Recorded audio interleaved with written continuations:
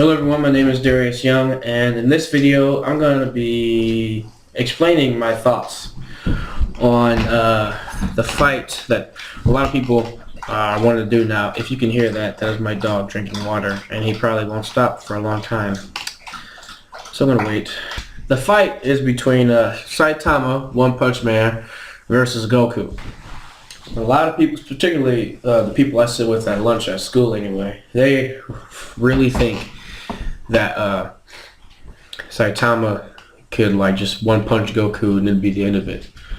And my first impressions of the show from beginning to the end were like, damn, Saitama is like really flipping strong. Like, I don't know how Goku would do against this dude. I was actually leaning towards Saitama in the beginning, but the more I started to think about stuff,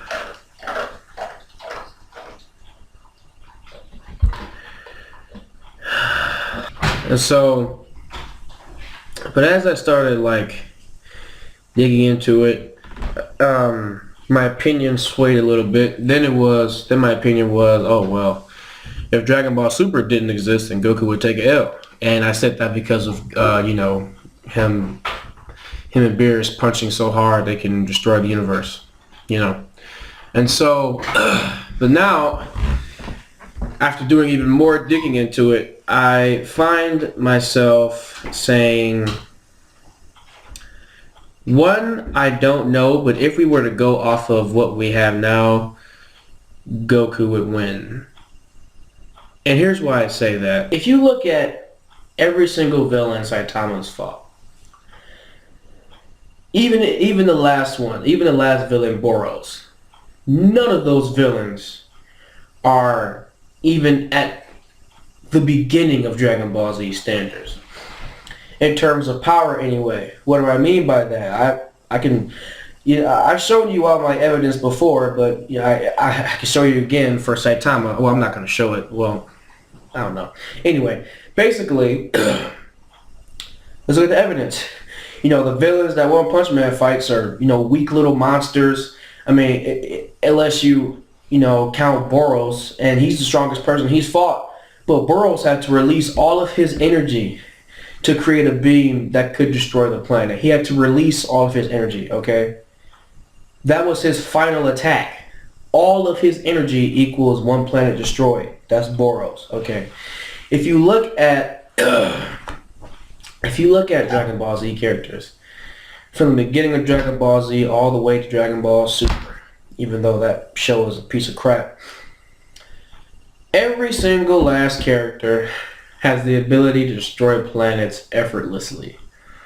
Effortlessly. Vegeta destroys them with 2 fingers. Nappa, when he gets to Earth, destroys an entire city with 2 fingers. Frieza destroys a planet with 1 finger, literally doing this and this. I don't think no one from One Punch Man could do that. No one. And so that's one thing.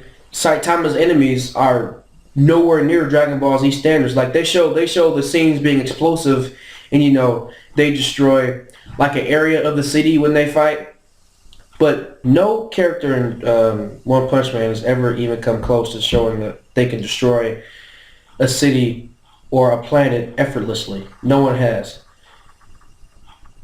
Piccolo destroyed the moon in Dragon Ball. Piccolo, Raditz can move at the speed of light as per the manga.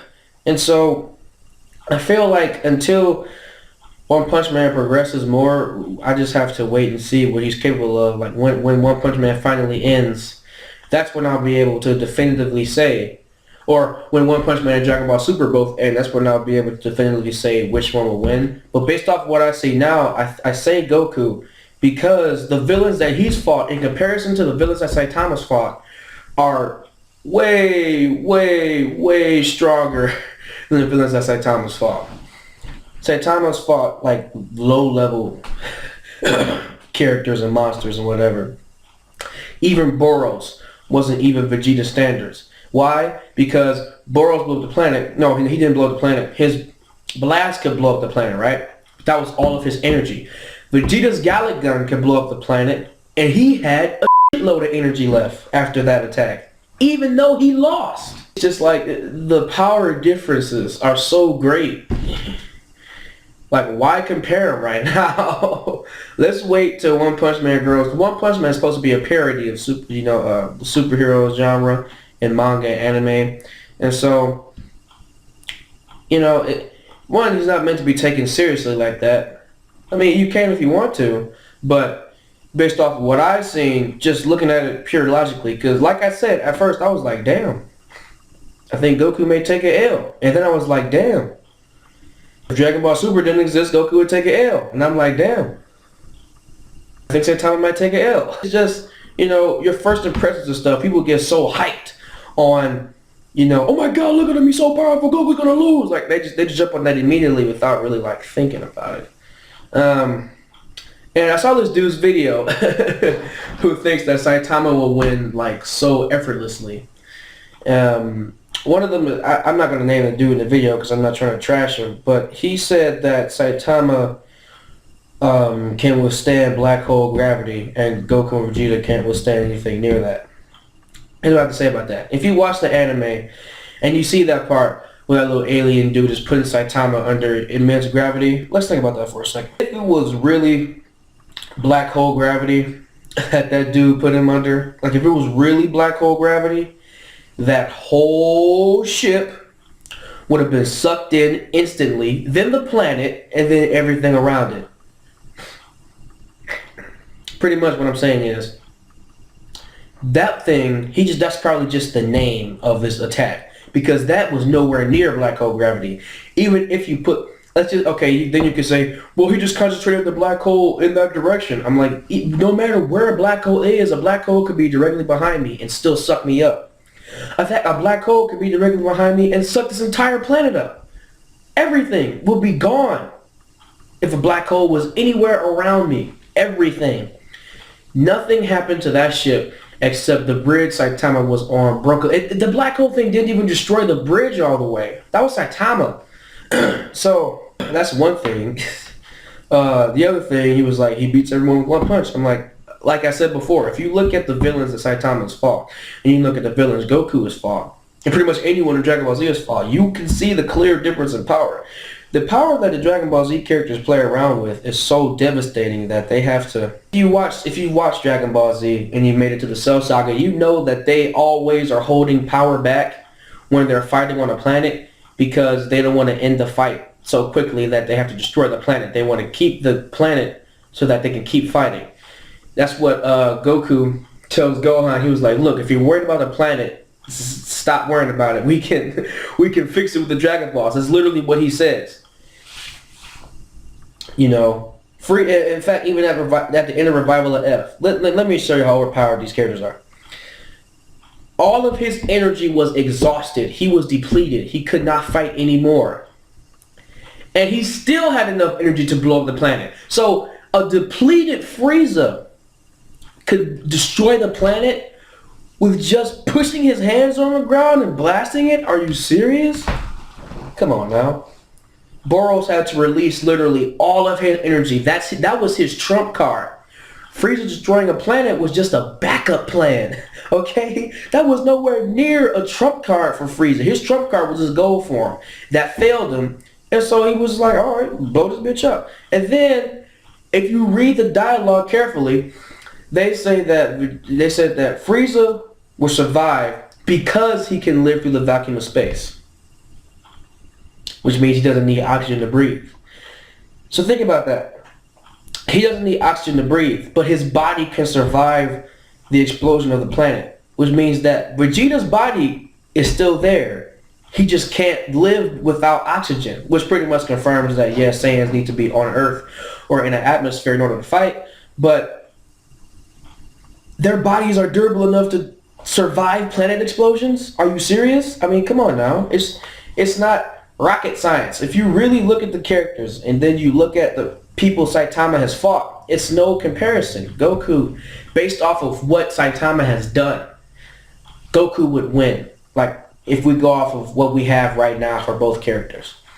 like I said, in order to get like a definitive yes or no, I would have to wait until both series are over and we see what the aftermath of both characters' powers are.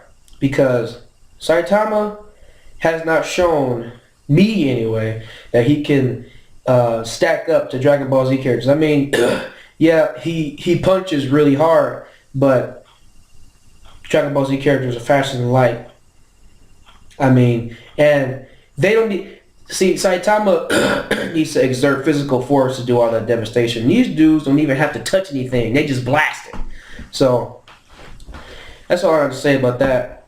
You know, I hope that made sense to people, because, you know, a lot of people just want to jump on the Saitama bandwagon so fast. And don't get me wrong, One Punch Man is a great anime, and I love it. But in terms of what I've seen from it and from what those characters can do, and based off what I've seen from Saitama, I just don't think that he can cut it right now. Now, you know who I think would beat Goku from anime? Them from Gurren Lagann. Them mofos were throwing around galaxies and stuff. I was sitting there watching that like, this like, Goku would take an L for real. Now that was just willpower. That was just like the power to keep fighting. They got, how do you throw around, how do you like warp the galaxies into one place and start tossing them around? I don't understand that. They were flipping galaxies, standing on them. I'm just like, how the hell is this happening right now? So yeah, if you want to talk about people who beat Goku from anime, it would be those guys from Gurren Lagann. You know, when they're in the suit anyway. So I'm just like, you know, yeah. But anyway, so thank you all for watching. Please subscribe to my channel for more of these kind of discussions versus videos, I guess. And I will see you guys later. Deuces.